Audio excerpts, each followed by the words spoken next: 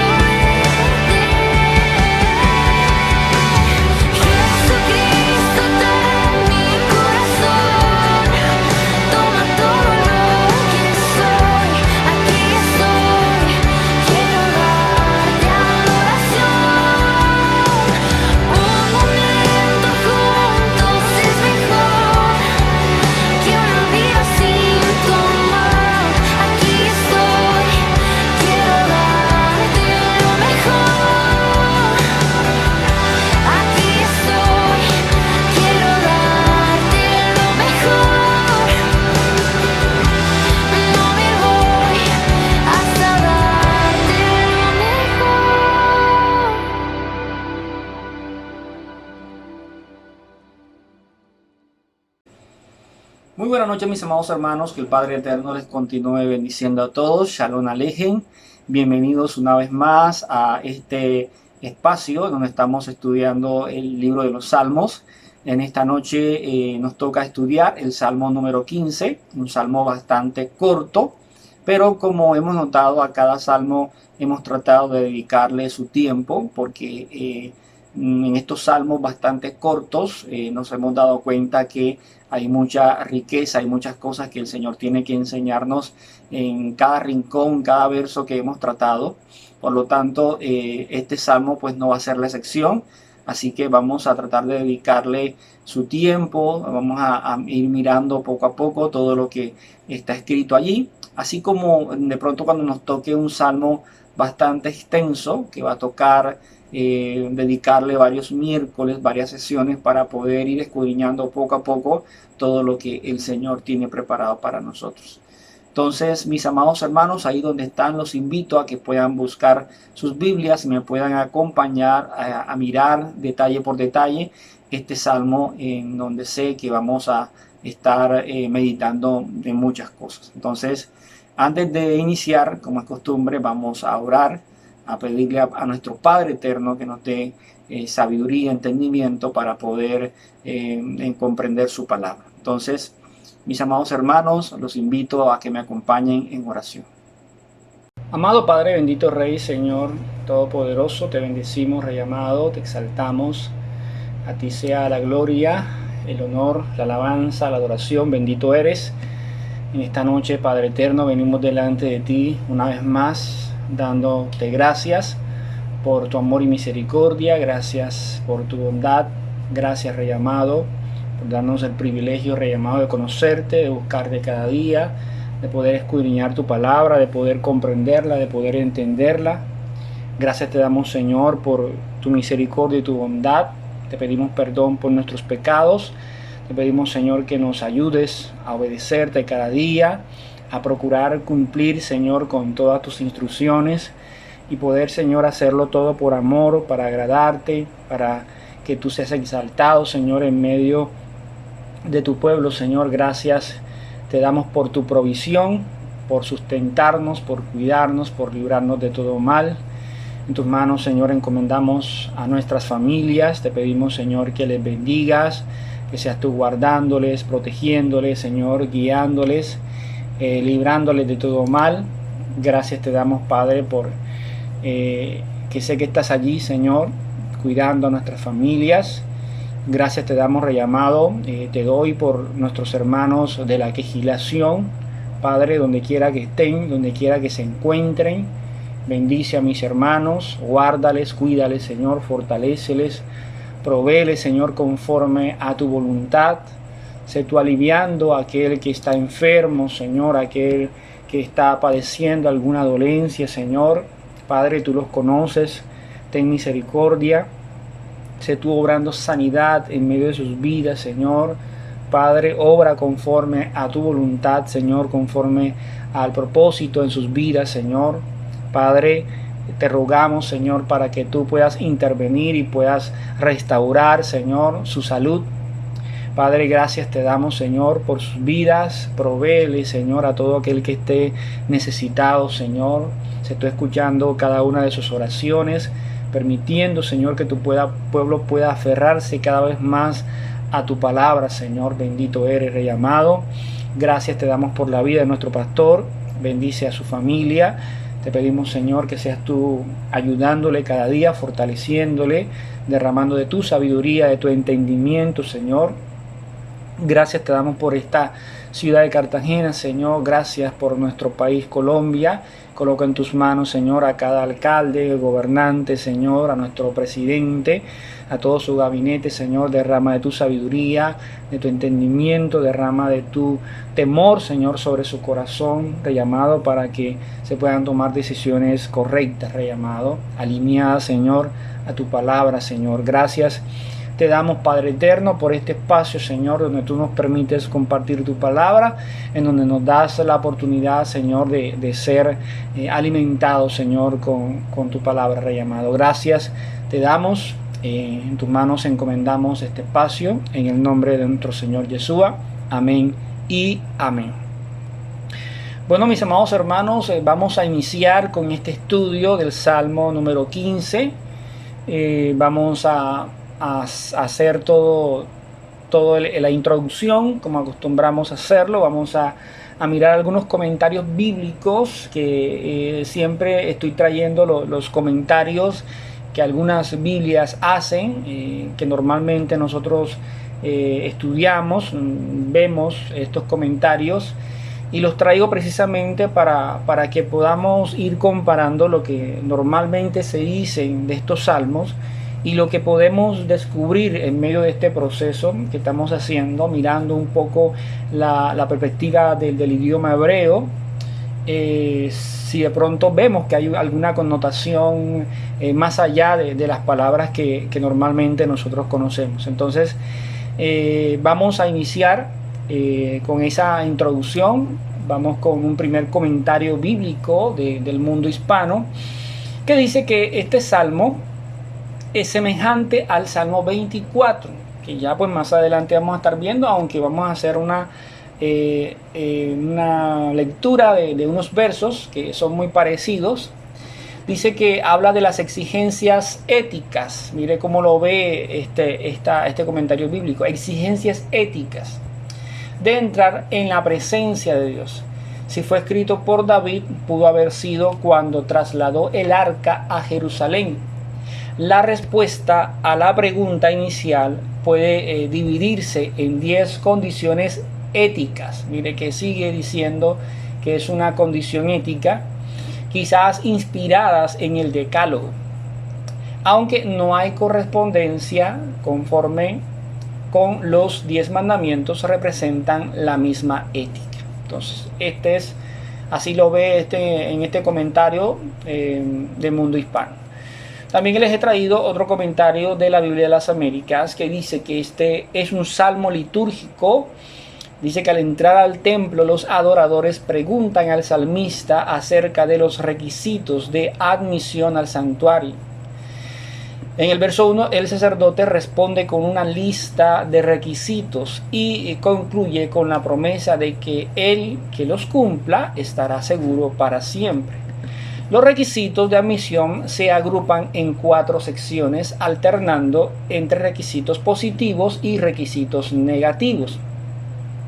Los primeros 3 requisitos son generales, los demás son más explícitos. La promesa con que se concluye es que tales adoradores nunca serán movidos, y se relaciona con la pregunta inicial de quién podía entrar en la tienda de Dios. El Salmo 15 es una secuela apropiada al 14. Eso también, pues, esta conexión la vamos a estar viendo, donde Dios promete protección a los justos de los insensatos. Entonces vemos estos 2 comentarios que normalmente dan a entender de unos requisitos que se necesitan para entrar al santuario, al tabernáculo, a la tienda de Dios, del Señor, y lo miran de esta manera, siempre enfocado hacia el hombre.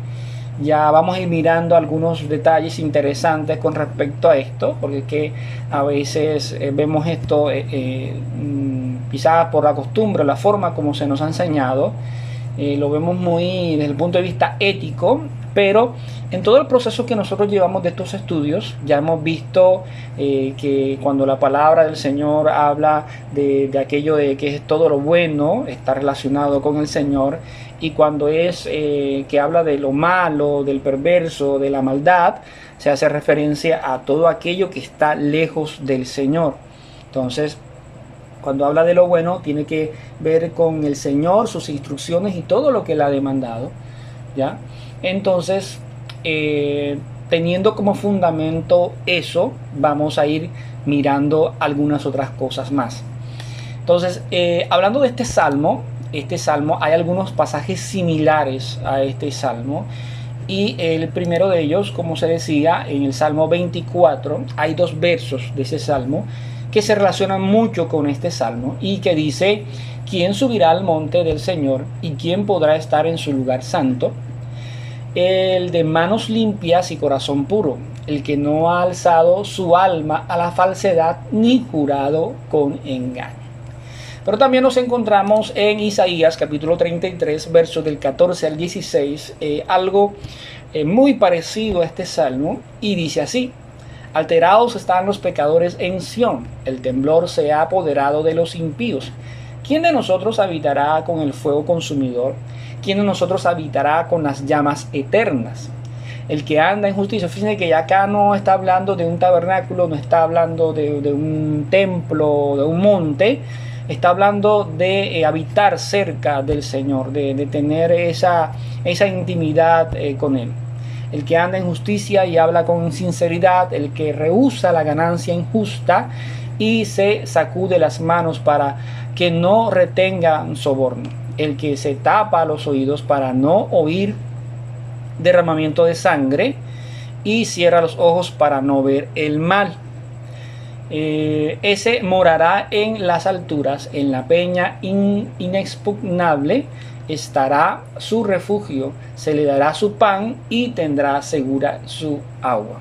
Entonces, estos son estos son pasajes que son muy parecidos a este salmo, que dan a entender lo mismo, se manifiestan como cierto estándar de aquellas personas que deben cumplir esos requisitos para poder estar en la presencia del Señor. Entonces, vamos a ver los versos del Salmo, primero en la Biblia Kadosh, en la Biblia Torah Viviente, que es la que tenemos como fundamento para estos estudios. Dice: tefilá por los que habitan en el monte Kadosh de Adonai. Teilín de David, Salmo Teilín 15, que solamente tiene 5 versículos. Entonces, Adonai, ¿quién puede descansar en tu Mizcán? Esta palabra la hemos escuchado bastante los sábados en el cierre del Shabbat. ¿Quién puede habitar en tu monte Kadosh? Aquel que camina sin culpa y practica la justicia. Vemos que se parece mucho a lo que leímos del Salmo 24 y también de Isaías.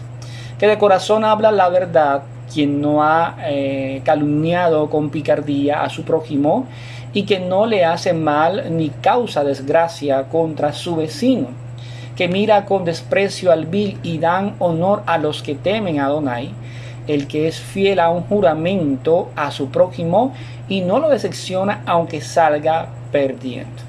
Los que rehúsan la usura cuando prestan dinero y rehúsan soborno contra el inocente, aquellos que hacen estas cosas nunca serán removidos. Entonces, esto es según la Torah Viviente. Aquí pues le traigo otra versión. Esta versión es la versión de la Reina Valera. Esta es la Reina Valera, dice: los que habitan en el monte santo de Dios, Salmo de David. El Señor, quien habitará en tu tabernáculo. Mira que acá no dice acá como Mizcán, que bueno, es lo mismo, se refiere a lo mismo. ¿Quién morará en tu monte santo? Entonces, acá en esta versión tiene los mismos 5 versos bíblicos y pues algunas palabras pues son diferentes, pero prácticamente está diciendo lo mismo.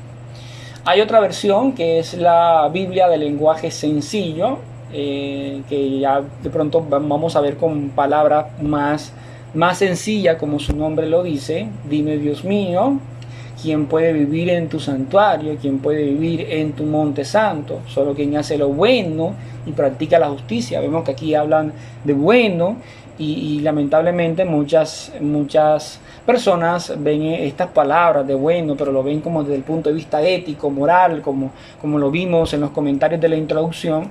Pero pues ya este tema lo hemos explicado bastante acá, que no se trata de una condición ético-moral, sino que se trata de las instrucciones del Señor. También hemos visto acá, vemos la Biblia textual,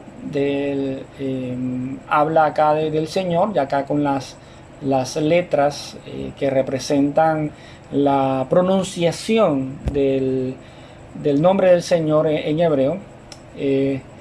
¿Quién habitará en tu tabernáculo? Acá también habla de tabernáculo, acá habla de santuario. En algunas otras versiones hablan de monte, del monte santo del Señor. Entonces vemos algunas diferencias, pero tienden a decir lo mismo. Entonces vamos a iniciar el estudio de este salmo, un salmo que es muy conocido, se conoce bastante este salmo, muy corto, pero que hoy vamos a ver muchos detalles. Vamos a iniciar con el verso número 1, que dice en hebreo, Mismor le David, Adonai. Comienza diciendo que esta es una composición de David para el amado, como algunos dicen. Adonai, inicia diciendo Adonai, ¿quién puede descansar en tu Mizcán? ¿Quién puede habitar en tu monte santo? ¿Quién? La Biblia de las Américas dice, Señor, ¿quién morará en tu celestial tabernáculo? ¿O quién descansará en tu santo monte? Perdón, esta es una versión Torres Amat. Esta es una versión de la Biblia que nosotros estuvimos mirando la semana pasada, la Biblia Vulgata al español, que lo traduce de esta manera: ¿quién morará en tu celestial tabernáculo? Analizando algunas cosas y escuchando a algunos comentaristas, llegan a la conclusión de que aquí no se trata del tabernáculo que pues nosotros conocemos, que está en la Torá, que se trata de ese lugar que se construyó en algún momento, sino que se trata más bien de ese lugar donde habita el Señor, de la presencia misma del Señor.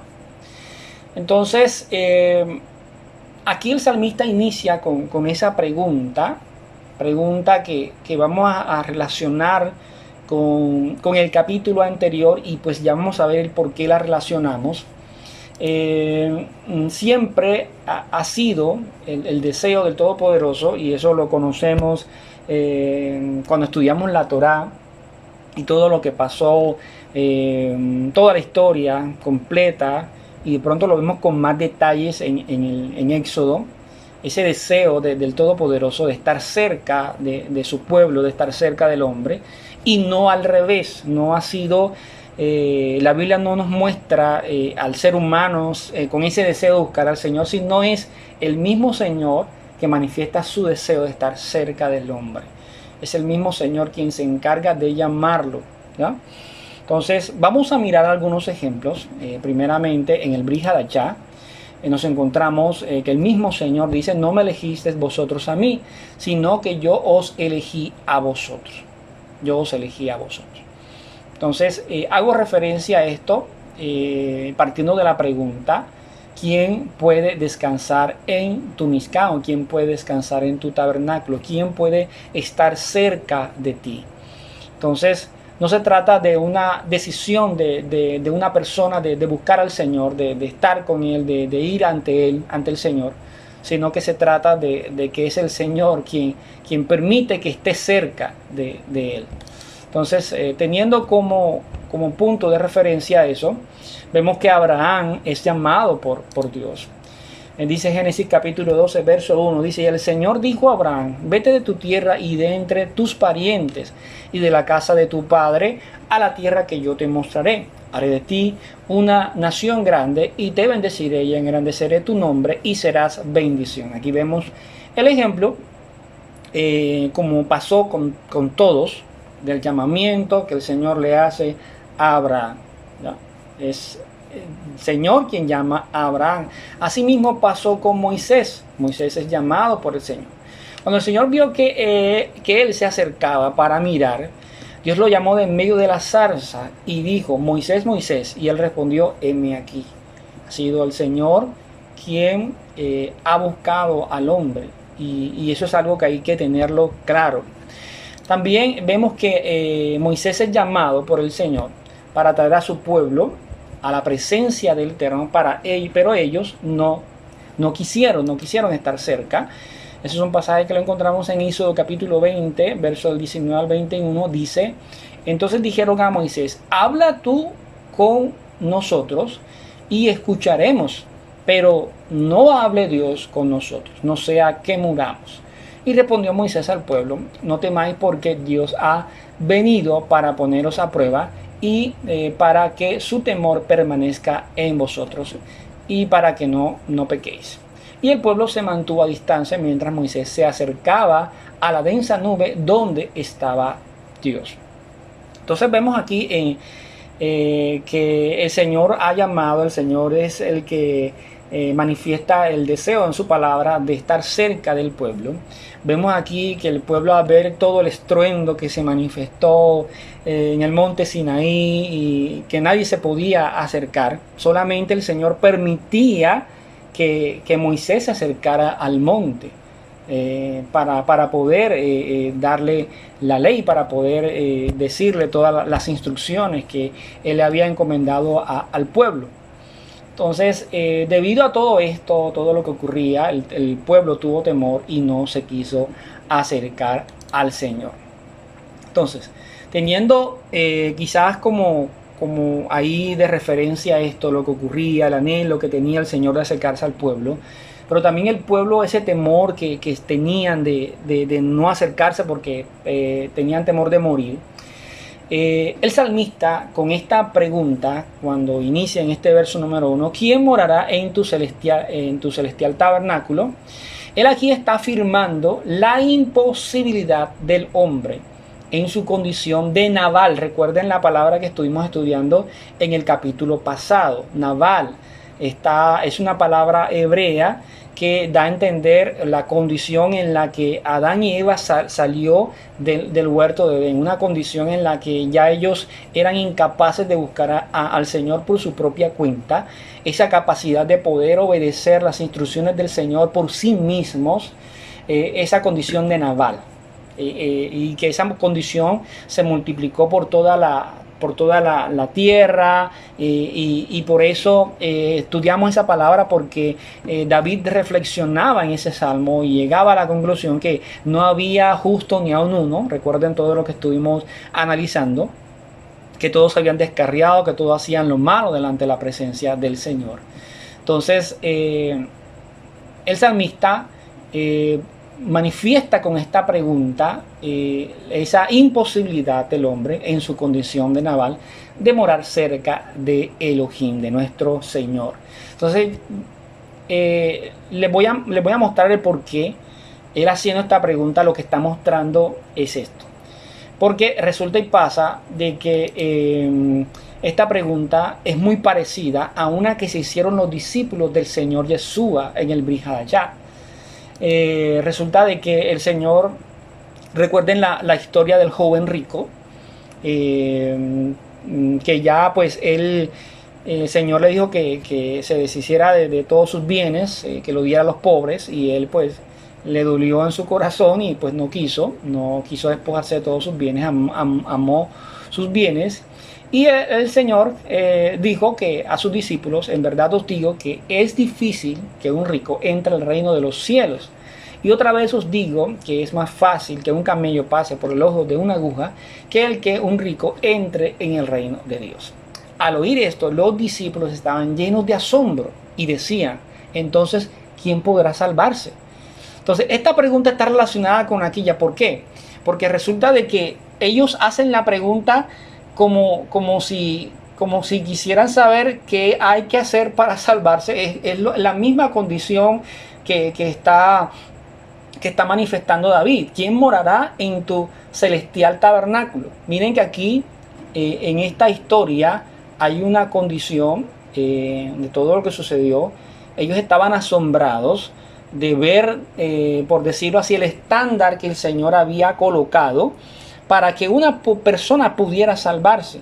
Y a ellos les parecía algo tremendo ese estándar, y al ver ese estándar, entonces hacían la pregunta: bueno, si eso es así, si es más difícil que un rico entre en el reino de los cielos, es más fácil, que entre que un camello que pase por el ojo de una aguja, que pues ese es otro tema que se puede explicar después, que un rico entre en el reino de Dios, en el reino de los cielos, Entonces ellos se asombraban, decían, entonces ¿quién podrá ser salvo? Si esta es la condición, entonces ¿quién podrá salvarse? Entonces la respuesta para ellos, sabiendo la condición en la que se encontraban, era definitivamente nadie. Nadie. Entonces es muy parecida a la reflexión que hace David. David se pregunta, ¿quién morará en tu celestial tabernáculo? ¿O quién morará en tu monte santo? ¿Quién morará cerca de ti? ¿Quién va a intimar contigo? ¿Por qué David se hace esta pregunta? Precisamente por lo que se había dicho en el capítulo anterior. David había reflexionado de que no había justo ni aun uno. No, todos habían descarriado, que el Señor había mirado, se había asomado como lo estuvimos mirando, y había visto en toda la humanidad y no había encontrado un justo ni aun uno. Entonces, ya teniendo eso como fundamento, David entonces llega a este salmo y se pregunta, entonces, ¿quién morará en tu celestial tabernáculo? ¿Quién morará en tu santo templo? Si todos los seres humanos están en esa condición de naval, apartados, lejos, descarriados, que no te buscan, que no tienen esa capacidad de buscarte, entonces, ¿quién podrá morar contigo? ¿Quién podrá estar cerca de ti? ¿Ya? Y esa es la pregunta que David se hace. Y está muy relacionada con esa pregunta. Bueno, con la pregunta que hicieron los discípulos. Bueno, si ese es el estándar, entonces ¿quién podrá salvarse? Entonces es la misma situación. Ellos están preguntando, pero para ellos humanamente es obvia la respuesta. Es obvia la respuesta de esa pregunta. Entonces no están preguntando porque quisieran saber, no. Están haciendo la pregunta al estar asombrados de ver lo que habían visto antes o analizado antes. Entonces eso pasa en este caso de estas preguntas. Entonces seguimos. Dice la palabra, el Señor Jesús había dicho unos capítulos antes ahí mismo en Mateo, bienaventurados los de limpio corazón, pues ellos verán a Dios.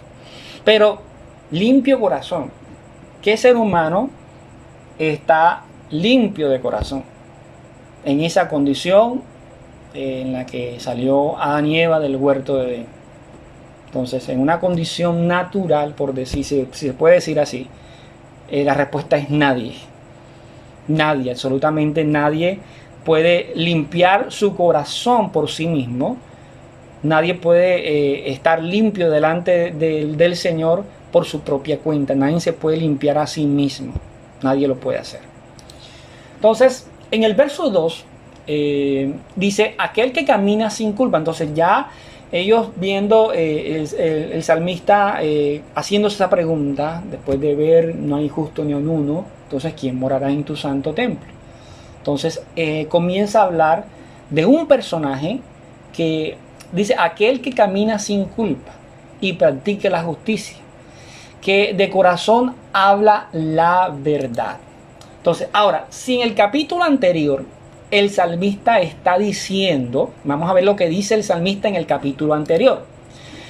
Decía o dice en el capítulo 14, versos 2 y 3, el Señor ha mirado desde los cielos, recuerden que se asomó sobre los hijos de los hombres para ver si hay alguno que entienda, alguno que busque a Dios. Todos se han desviado, a una se han corrompido.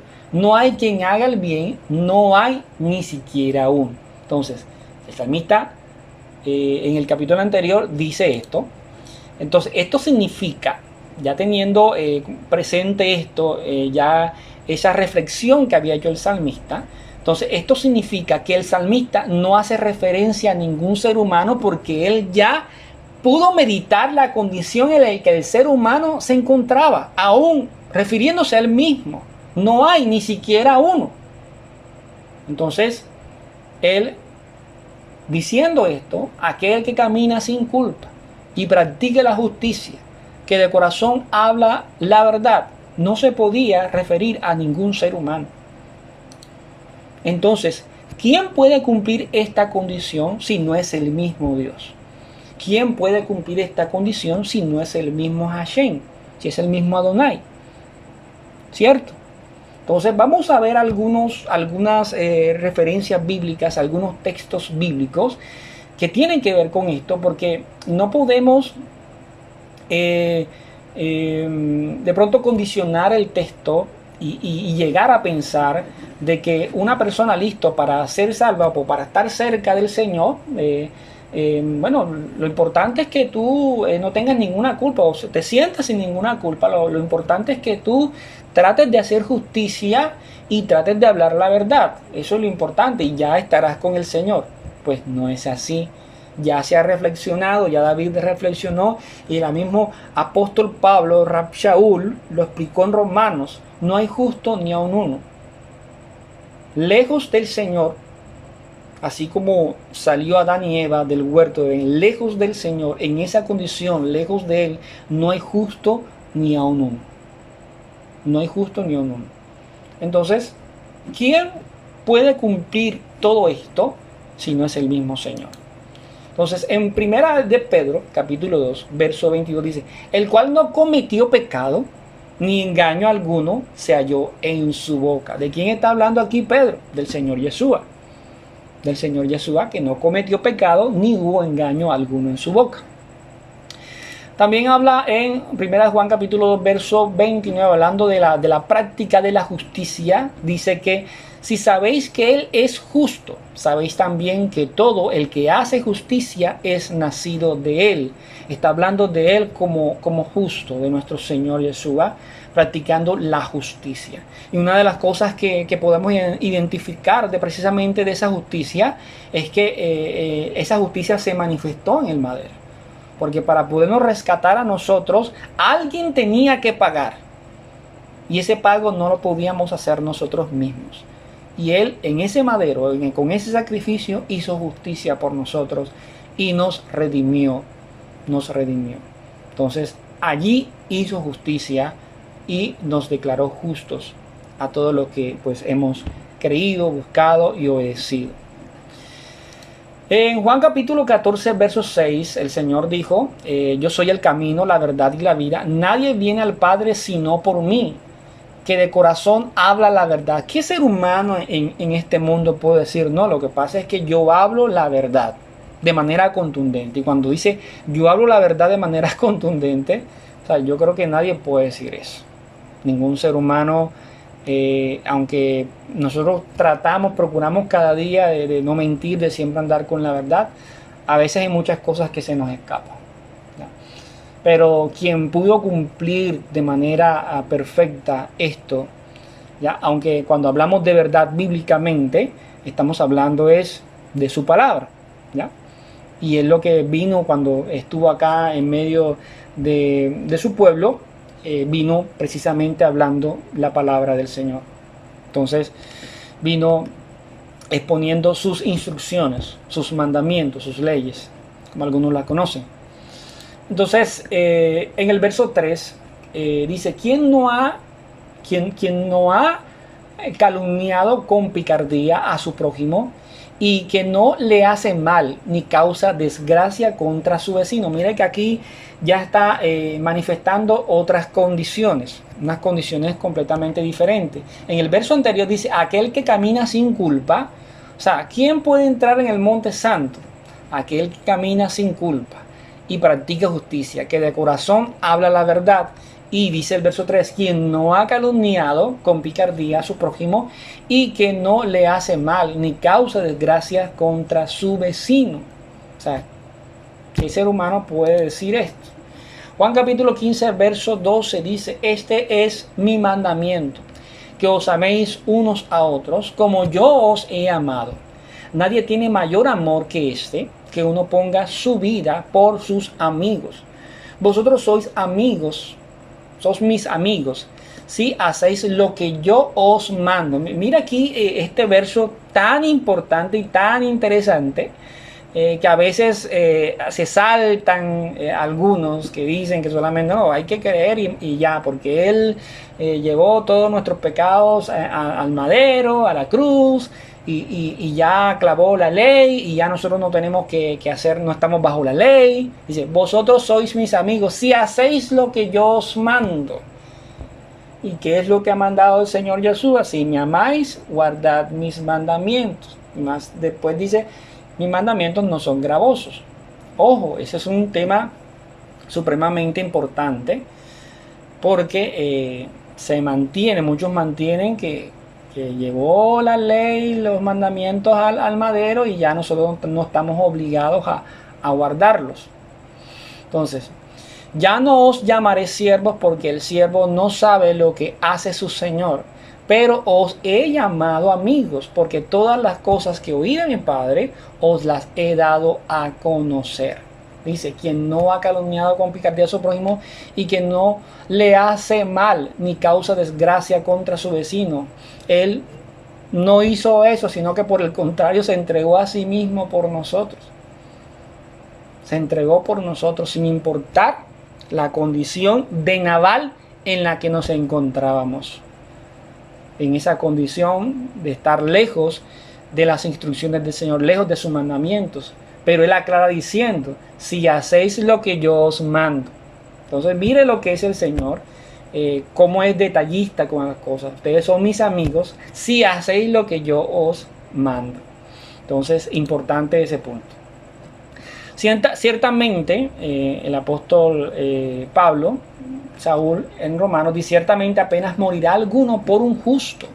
Con todo pudiera que ser que alguno osara morir por el bueno, mas Dios muestra su amor para con nosotros en que siendo aún pecadores, en que siendo naval, Cristo murió por nosotros, el Señor murió por nosotros. ¿Ya?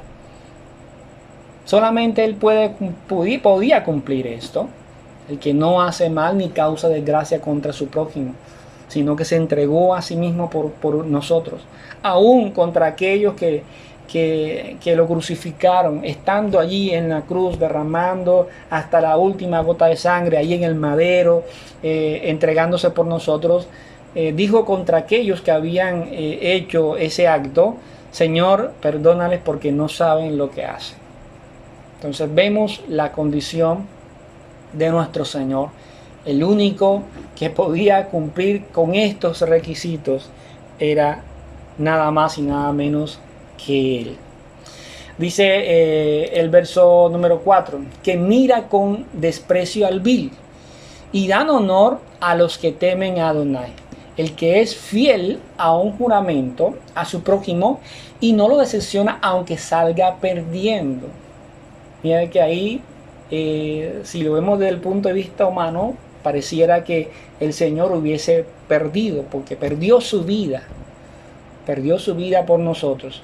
Pero Él tenía el poder para quitarla y ponerla. Y eso pues está escrito también. Este mismo verso en la Biblia, lenguaje sencillo, dice: solo quien desprecia al que merece desprecio, pero respeta a quien honra a Dios. Solo quien cumple lo que promete, aunque salga perdiendo. El Señor tuvo que perder un poco, desde cierto punto de vista, si se puede decir así, al venir a hacerse hombre, al morir por nosotros, para podernos rescatar. Entonces es como para hacer un enlace con esta versión del lenguaje sencillo. Aunque salga perdiendo un poco, Él tuvo que morir, pero así como murió, también resucitó. Mateo capítulo 7, verso del 15 al 20 dice: guardaos de los falsos profetas. Mire que aquí, que mira con desprecio al vil. Él los tenía identificados, aquellos falsos profetas que estaban diciendo cosas que no tenían que decir o que se mostraban como los más santos, pero que en realidad no eran así. Que vienen a vosotros con vestidos de ovejas, pero por dentro son lobos rapaces. Él los tenía identificado a estos vil. Por sus frutos los conoceréis. ¿Acaso se recogen uvas de los espinos o higos de los abrojos? Así todo buen árbol da buenos frutos, pero el árbol malo da frutos malos. No puede el buen árbol dar malos frutos, ni el árbol malo dar frutos buenos. Todo árbol que no da buen fruto es cortado y echado en el fuego. Así que por sus frutos los conoceré. Y aún el Señor esta parte la cumple. Él identifica quién es su oveja. Dice que sus ovejas escuchan su voz. En Hechos capítulo 1 del 10 al 11 con respecto a la palabra que Él es fiel en un juramento. Dice, estando ellos con los ojos puestos en el cielo, entre tanto que Él se iba, y aquí se pusieron junto a Él 2 varones con vestiduras blancas, las cuales también le dijeron, varones Galileos, ¿por qué estáis mirando al cielo? Este mismo Jesús que ha sido tomado de vosotros al cielo, así vendrá como les habéis visto ir al cielo. Y fue una promesa que Él hizo, y una promesa que no va a dejar de cumplir. Una promesa que en algún momento se va a cumplir, y aquellos que hemos creído y que estamos procurando guardar sus instrucciones, creemos que en algún momento se va a dar. En algún momento va a venir, y esa es nuestra esperanza, que venga por nosotros en algún momento. Entonces vemos aquí que el Señor cumple sus promesas, lo que ha prometido lo ha cumplido.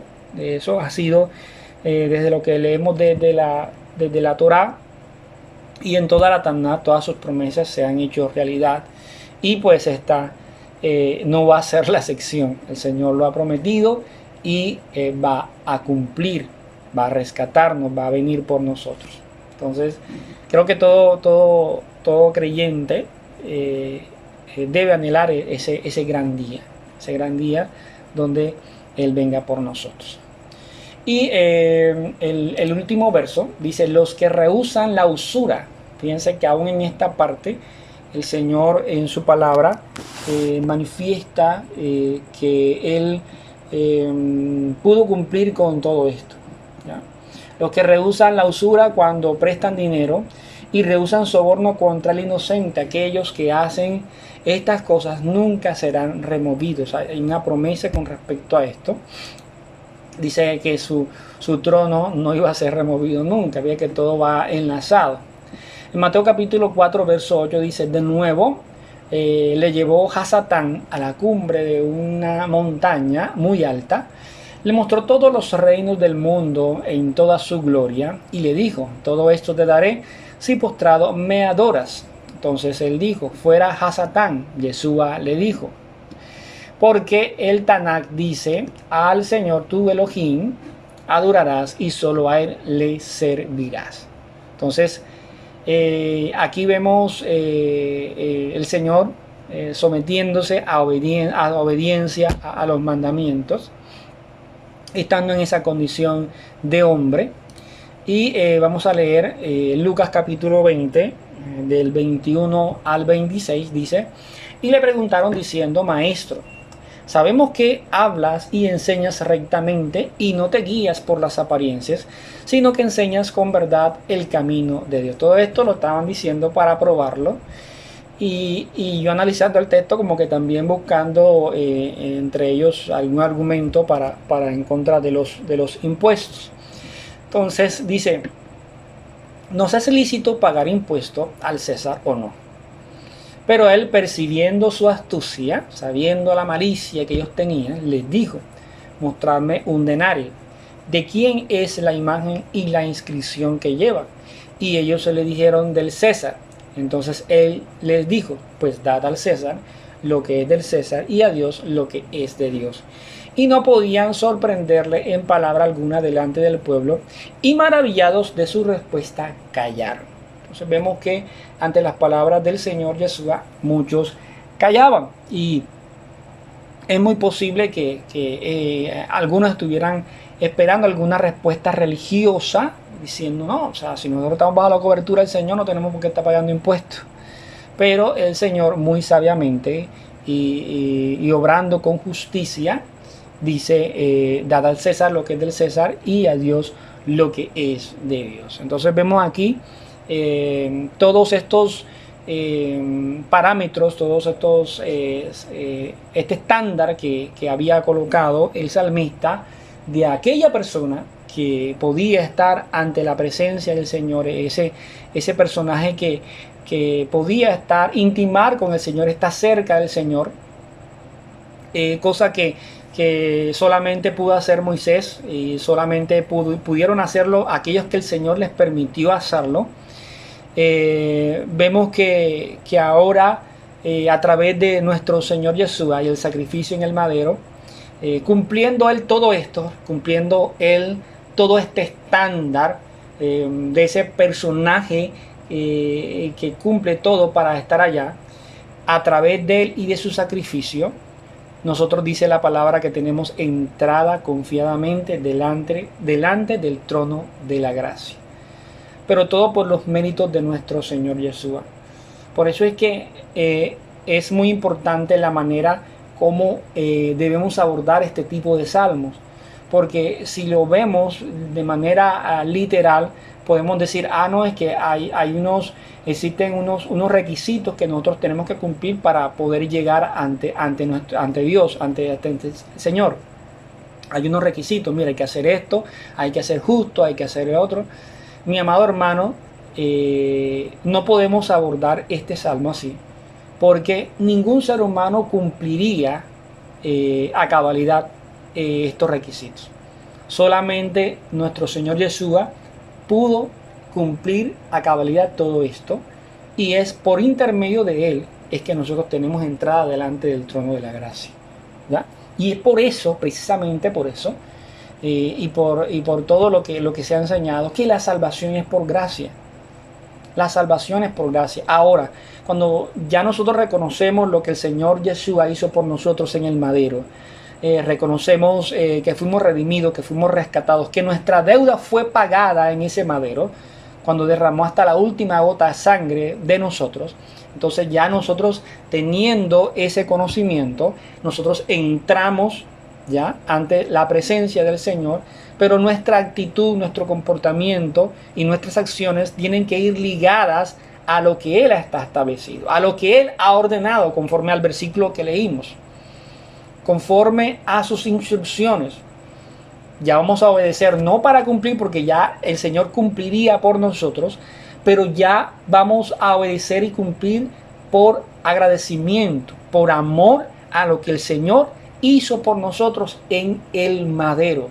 Entonces, insisto en esto porque es algo que siempre se malinterpreta, que cada vez que nosotros estamos hablando de las ordenanzas, de las instrucciones, de las fiestas solemnes que el Señor está establecido, las personas interpretan de que no, que es que están bajo la ley, entonces ellos piensan que guardando la ley se van a salvar. No, eso es incorrecto. Esa es una mala interpretación de todo lo que se ha enseñado durante todos estos años en la congregación. No pueden sacar esas conclusiones con simplemente escuchar unas cositas. Para nosotros poder sacar conclusiones de algo tenemos que estudiarlo todo. Y eso es lo que pasa con algunas personas que medio escuchan y rechazan y ya piensan que es que nosotros estamos anunciando de que la salvación es por medio de las obras, y no es así, no es así. El Señor cumple todos estos requisitos, todo eso, el único que podía cumplir eso era Él. Él muere por nosotros, Él nos redime, es por medio de ese sacrificio. Nuestra salvación es por gracia, creemos lo que Él hizo, la forma como nos rescató, pero estando ya en Él, conociendo lo que Él hizo, estando agradecidos con Él, nosotros nos desbordamos ahora en obediencia para con Él. Por eso es importante el pasaje que leímos, ya en donde nos da a entender que sí, somos sus amigos, pero aquellos que están dispuestos a obedecerle, a hacer lo que Él ha mandado. Entonces es importante tener presente esto. El Señor nos ha redimido porque Él ha hecho las cosas perfectas. Él ha sido justo, Él ha sido honesto, Él ha sido bueno. Su palabra lo enseña para con nosotros. Se ha entregado a sí mismo en rescate, en expiación por nuestras vidas. Y este salmo se tiene que mirar así, no se puede mirar desde el punto de vista ético-moral, porque estaríamos contradiciendo gran parte de la palabra del Señor. Entonces tendríamos que decir que entonces sí la salvación es por obras, que yo tengo que hacer todo esto para poder estar cerca del Señor, y eso no es así. Eso iría en contra de gran parte de lo que enseña la palabra de nuestro Adonai. Iría en contra. Nuestra salvación es por gracia. Pero vuelvo y repito, estando ya reconociendo eso, en amor, en agradecimiento por todo lo que ha hecho, ahora nos sometemos a Él en obediencia. Nos sometemos a Él. Y una de las cosas por las cuales el pueblo del Señor padeció tanto fue precisamente por eso, por la desobediencia, por no obedecer las instrucciones del Señor. ¿Cuántas veces el pueblo fue atacado? ¿Cuántas veces el pueblo fue cautivo? Precisamente por olvidar las instrucciones del Señor. Y ahora, después que sabemos todo lo que el Señor hizo, todo lo que el Señor Yeshua hizo, ahora mucho menos podemos ignorar sus instrucciones. Sería algo absurdo decir de que estamos agradecidos con lo que Él hizo en el madero por nosotros, pero no nos interesan sus instrucciones. Eso sería algo absurdo. Por el contrario, estando agradecidos por lo que Él hizo en el madero, ahora nosotros colocamos nuestras vidas a su disposición, si se puede decir así, colocamos nuestras vidas en sus manos y nos sometemos a Él, nos sometemos a obediencia a su palabra, nos sometemos a obediencia a sus instrucciones, y que Él, en medio de todo lo que hagamos, sea glorificado. Que todo lo que hagamos sea por amor a Él y sea su nombre exaltado en medio de aquellos que procuramos guardar sus instrucciones, sus mandamientos. Entonces, esa es la forma en que debemos abordar este tipo de salmo, ¿ya? No desde el punto de vista ético-moral. Entonces, ha sido el Señor Yeshua, nuestro amado Señor, nuestro Salvador, quien ha cumplido todo esto, y es a través de Él que nosotros somos salvos. Entonces, le damos gracias al Señor una vez más. Vemos un salmo que es bastante corto, ciertamente, pero que una vez más vemos su evangelio, vemos aquí el mensaje de salvación establecido aquí en medio de estas palabras, y es algo que nos llena de gozo una vez más, porque vemos que todo concuerda, la palabra es una sola. Hay muchos que dividen la palabra, que ya el Antiguo Testamento o la Taná ya no, ahora es el Nuevo Testamento. Eso es algo incorrecto que se hace. La palabra del Señor es un todo, es un solo libro, es una sola historia, la historia de la redención, y lo debemos mirar así. No debemos dividir las historias, sino que por el contrario, todo es una sola historia que nos lleva precisamente a eso, a esa salvación por la gracia de nuestro Señor Yeshua en el madero. Entonces, mis amados hermanos, le damos gracias al Padre Eterno por permitirnos una vez más haber reflexionado en su palabra. Un salmo bastante corto, pero es un salmo que nos deja esa enseñanza, nos deja un punto bastante importante, esa reflexión de saber que somos salvos por gracia, pero que también debemos mantener esa obediencia a aquel que nos ha rescatado, a aquel que nos ha redimido, someternos a aquel que dio su vida por nosotros. Amén. Entonces, vamos a darle gracias al Señor, vamos a orar por este espacio en donde pudimos meditar su palabra y donde fuimos edificados una vez más. Amado Padre, bendito Rey, Señor, tú eres maravilloso, tú eres santo, tú eres justo, tú eres sublime, eres eterno, Señor. Gracias te damos por tu palabra, Señor, que siempre tu palabra tiene cosas que enseñarnos. Tu palabra siempre nos edifica, nos fortalece, nos confronta, Señor, y nos lleva a esa disciplina, Señor, que quieres que tengamos como hijos tuyos. Te pedimos perdón, Señor, por menospreciar muchas veces tus instrucciones. Perdón por ignorar, Señor, tus palabras.